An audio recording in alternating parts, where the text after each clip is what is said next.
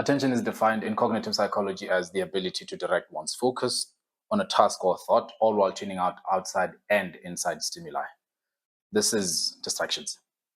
Most of us think we know what paying attention is, but we do not realize to what extent we can take advantage of our attention if we understood what paying attention really means.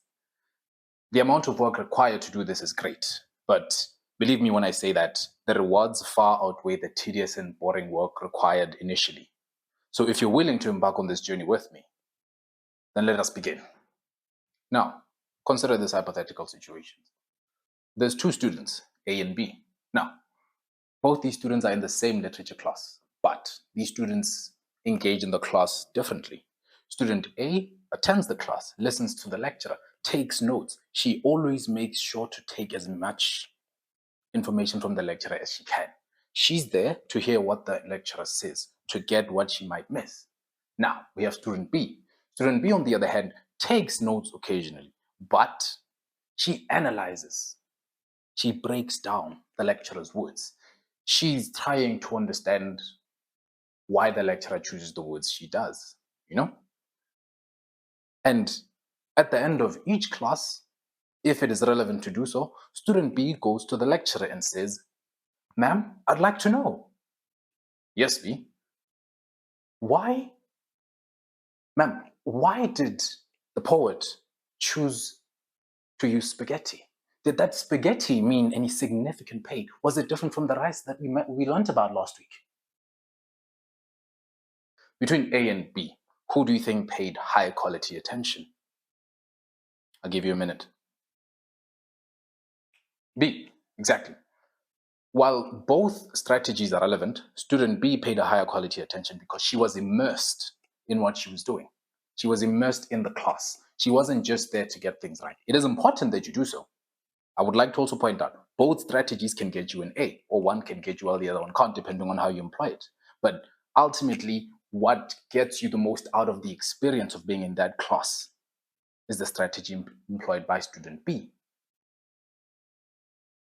Paying attention has become so embedded in our daily lives that we now do it as a passive thing. We don't notice when we're doing it wrong and when we're doing it right, when we're being inefficient and when we're optimizing it.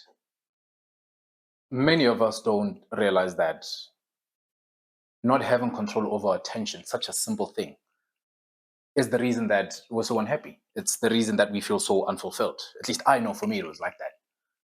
I believe that somebody who experienced either prolonged sadness or even a mild depression might find that the solution to their problems is learning how to direct their attention.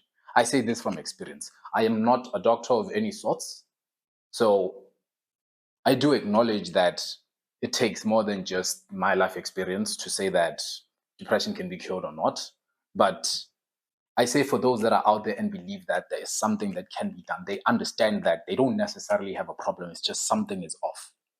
Maybe take a minute to acknowledge that you're just paying attention to the wrong things. If you experience worry and doubt, it would be of great value to you to detract your attention from thoughts that negate from your happiness and add to your worry and thoughts. Instead, take that attention and redirect it to thoughts that add to your confidence, your happiness, and an overall fulfilling life experience. Now, how can you wield your attention at will? How can you, that is to say, how can you keep your attention focused on a thought or an act for as long as you want? AKA, how can you concentrate? Well, we first need to know how the two relate, right? Attention is the initial spark. Concentration is the sustained fire. So what I'm saying to you is concentration is sustained attention. Okay? It is one thing to decide, okay, I will pay attention to this. It is another thing to quit 10 minutes into it. So now I teach you, or rather I help you learn how to stick to it. Now, there are a number of factors that can influence the quality of your attention and the quality of your concentration. The ones that stood out for me most, the ones that I experienced myself, was your commitment to the task. We'll go over these one by one. So one, it's your commitment to the task, your skill level, your physical and emotional state when you are trying to concentrate, and environmental factors. Now, let's start with the first one. Actually, no, let's start with the emotional and physical one. Have you ever tried focusing while you're angry at somebody? How about focusing when you're excited for something or some event? If memory serves well for me, I couldn't do it. Well, rather, it was very hard to do. The way we're designed as human beings is it's very hard to pay attention to something that is unrelated to whatever caused you to get excited. Right? By excited, I don't mean positive. I mean any state that is not emotionally stable. Same as a very relatable example would be, have you ever suddenly felt pain while you're focusing on something? It's very hard to ignore that pain, right? It takes away from your attention and demands that you pay attention to whatever part of your body is not comfortable anymore. So that is what I mean. Now, the second one, skill level. All right. There's this friend I have. Let's call him Dabo. Okay. Dabo is a bright dude. Dabo is a go-getter. Dabo is a he has characteristics in him that I like. But here's the thing about Dabo. In the classes we go to, or rather, in the classes he goes to, he often thinks to himself before going, I don't want to go. I don't want to do this. It's just too hard. It is too boring. Right? What did Deborah do there? Deborah disqualified the task as being unimportant in his mind simply because he thought he didn't have the skill for it. That's what I mean by skill level. Now, let's look at commitment to the task. What do I mean by that? Commitment to the task is look at it as how much value you think doing the task will give you. Yes. So I have a friend, let's call him Spuda. Good. I have a friend, Spuda. Spuda is not that passionate about school. Nah, Spuda is not that passionate about university or anything. He thinks to himself, school isn't for me. No, I'm here to hustle. I'm here to do 1, 2, 3, 4. Right? I'm thinking to myself, okay, Buddha understands. Definitely, that's what he wants. That's admirable. Not a lot of us can think outside of the box like that. But then here's the thing about Buddha. Right now, he finds himself at university and he had to write 4 sub modules, 4 sub exams, simply because he didn't commit himself to the task. He disqualified the task in advance. So don't do that. Because as a result, he did the minimal effort required to barely pass as like the upper limit of what he could do. You understand what I'm saying? You can do, say you can do this much. And this is how much you can pass, right? What a low commitment mentality does is you push the bar lower and ended at, if I can get a 60, I'm good. You're not studying for a 60. You're actually studying for something below 60 or at 60, as opposed to studying for 100. You're studying for 100. There's a saying, it says what? Shoot for the moon. If you miss, you will land among the stars. The last one is environmental factors. All right. Environmental factors include things like where you work, the ticking sounds of a clock. Some people say it helps them. The whooshing of my computer, the scents, the odors around me, the noises around, right? Things like that are very difficult to control. But if you learn to control the first 3, that is, if you have or develop the necessary skill, if you learn to force your task to force your mind to commit to a task, whether you like it or not, or rather you teach your mind to learn to commit to a task because you believe there's value to be derived in it, and if you learn to regulate your emotions, then having these 3 in control eliminates the need to control the 4th, because you probably can't control it anyway. Fundamentally, when you look at all 4 factors, they're all basically distractions. All right, now we're going full circle-ish. So these are some strategies to help you get control No. These are some strategies to help you maintain control of your attention. Number one, be in the moment. I know it's cliche. I know it's been said a lot, but it's said for a reason. Be in the moment. I think a prime example, the best way to explain this is to consider you're making love, be it you're a woman or a man, right? Consider you're making love to whoever you're with.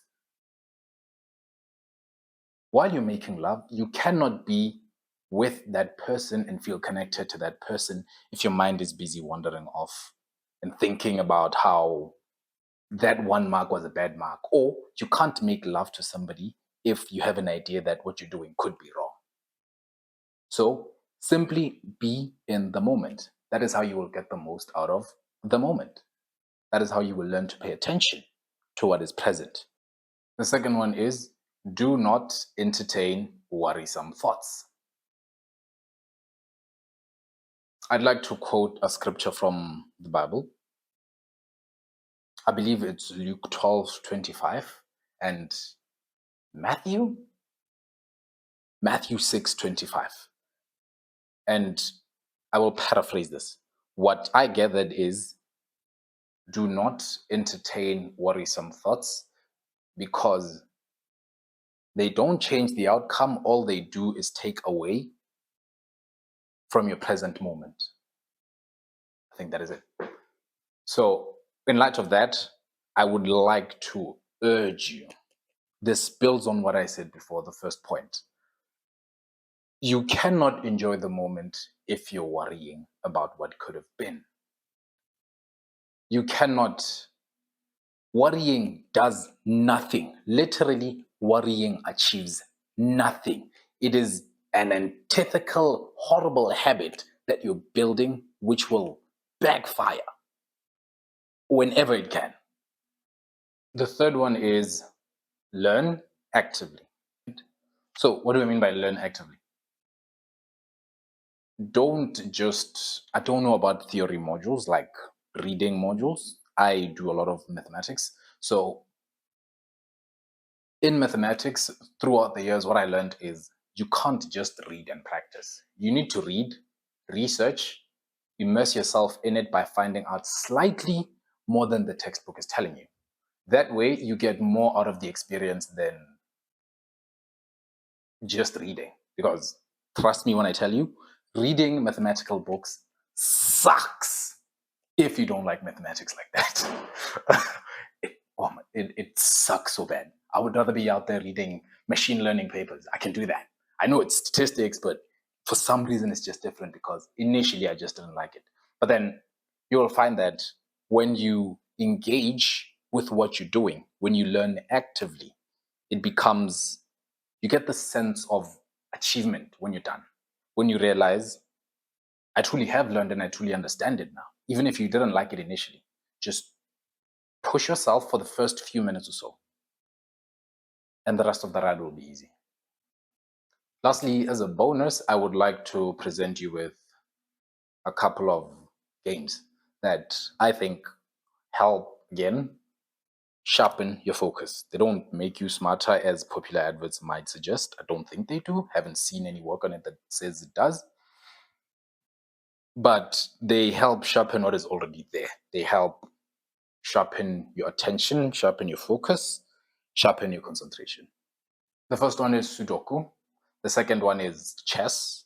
And the third one, my all-time favorite game, is a game that I learned about from an anime titled Kakegurui, The Compulsive Gambler. And the name of the game is Concentration. With that said, if anything I've said to you resonated with you, then even if it's just one thought or one truth, please like the video, subscribe to the channel, and share it with anyone you think might need to hear this. Because this isn't just content. This is a conversation. And the more minds we bring into it, the sharper we all become. Until next time, the streets are for the brave. Thank you for listening.